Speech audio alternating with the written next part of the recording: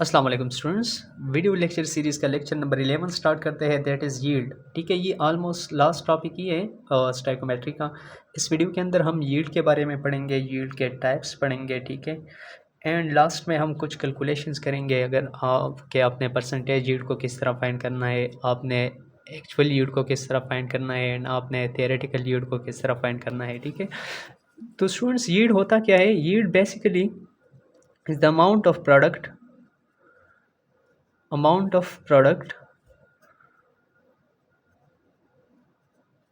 Formed. ठीक है, product का जो अमाउंट बन जाए उसको हम क्या कहते हैं? यील्ड कहते हैं। ठीक है, नाउ यील्ड के टाइप्स कितने हैं? यील्ड के टू टाइप्स हैं। एक होता है theoretical yield and the second one is actual yield।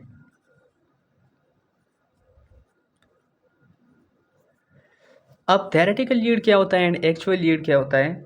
theoretical yield को हम आइडियल yield और परफेक्ट yield भी कहते हैं। आइडियल और परफेक्ट yield उसको क्यों कहते हैं हम? बिकॉज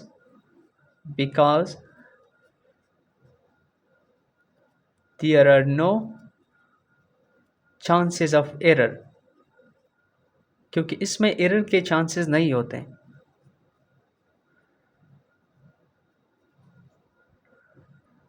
ठीक है, आइडियल और परफेक्ट यील्ड इसको हम क्यों कहते हैं? Because there are no chances of error, इसमें एरर के कोई भी चांसेस नहीं होते। सेकंड वन, इसको हम स्टोइकोमेट्रिक यील्ड भी कहते हैं। स्टोइकोमेट्रिक यील्ड इसको हम क्यों कहते हैं? Stoichiometric yield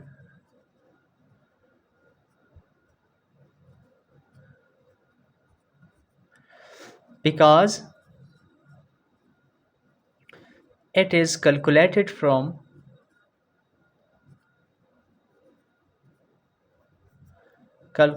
from stoichiometric equation।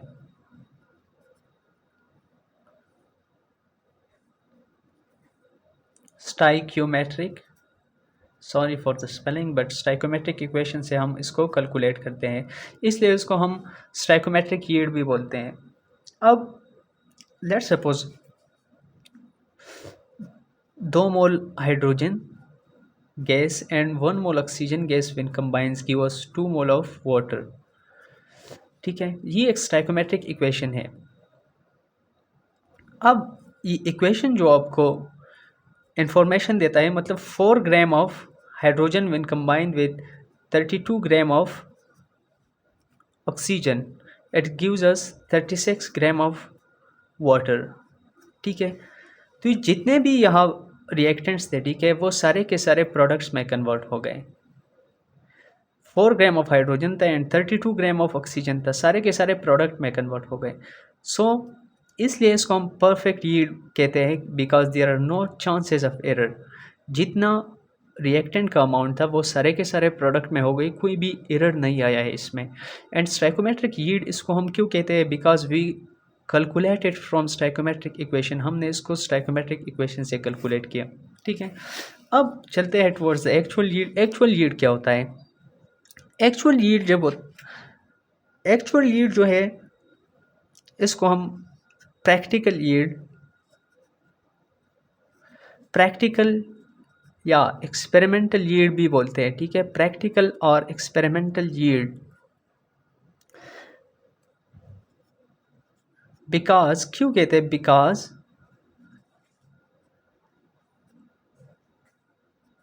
It is obtained from a chemical reaction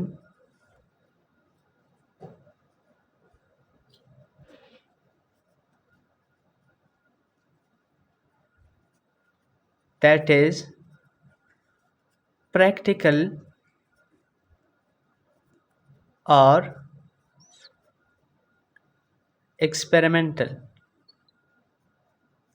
ठीक है, एक्चुअल यील्ड को हम प्रैक्टिकल और एक्सपेरिमेंटल यील्ड भी कहते हैं, क्योंकि ये हम एक केमिकल इक्वेशन से कैलकुलेट करते हैं। ठीक है, जो प्रैक्टिकल एंड एक्सपेरिमेंटल हो।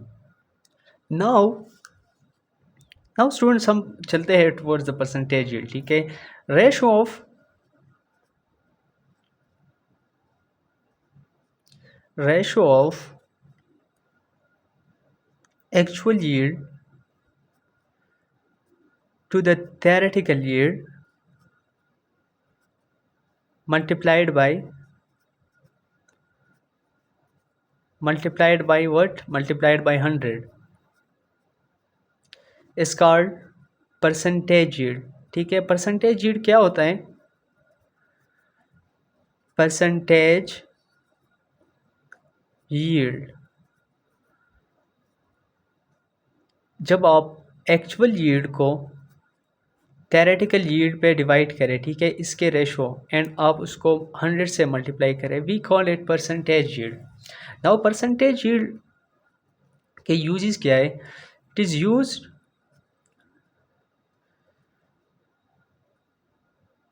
used to determine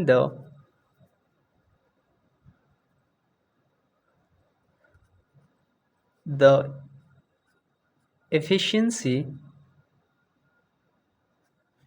and excellency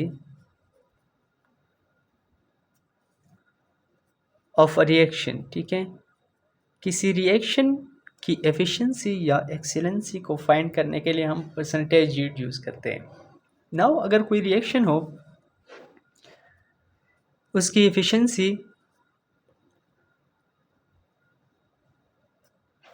मतलब उसकी परसेंटेज यील्ड जो हो, परसेंटेज यील्ड 90 से एबव हो, ठीक है, किसी रिएक्शन का परसेंटेज यील्ड 90 से एबव हो, we call it excellent reaction. इसको हम क्या कहते हैं? एक्सेलेंट रिएक्शन बोलते हैं। ठीक है, अब हम रीजंस की तरफ आते हैं। ठीक है, यूजुअली इस तरह होता है, यूजुअली एक्चुअल यील्ड जो होता है ये लेस होता है, less than theoretical yield. Actual yield always less than theoretical yield. अब इसके रीजंस क्या है? इसके कुछ रीजंस है,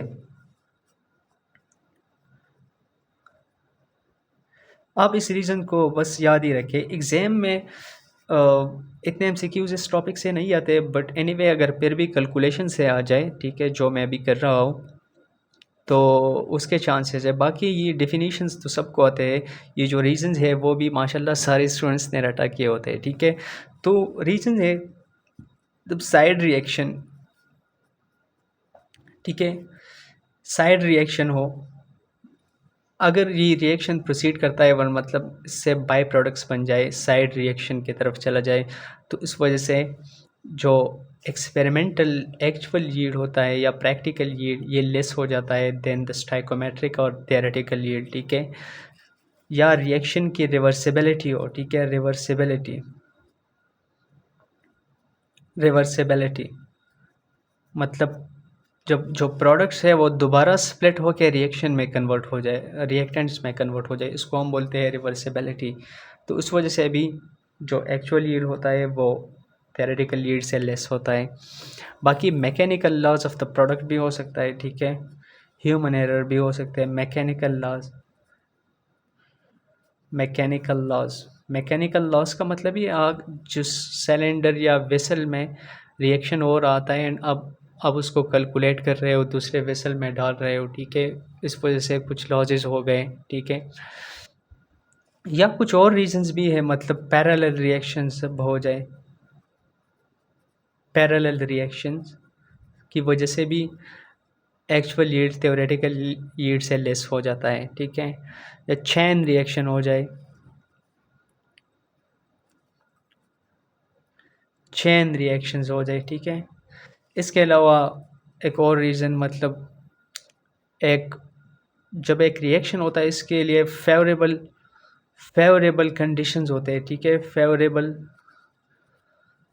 फेवरेबल कंडीशंस प्रोवाइड हो रिक्वायर्ड होते हैं। ठीक है, एंड वो फेवरेबल कंडीशन जो है वो फुलफ़िल ना हो जाए, नॉट फुलफिल्ड। ठीक है,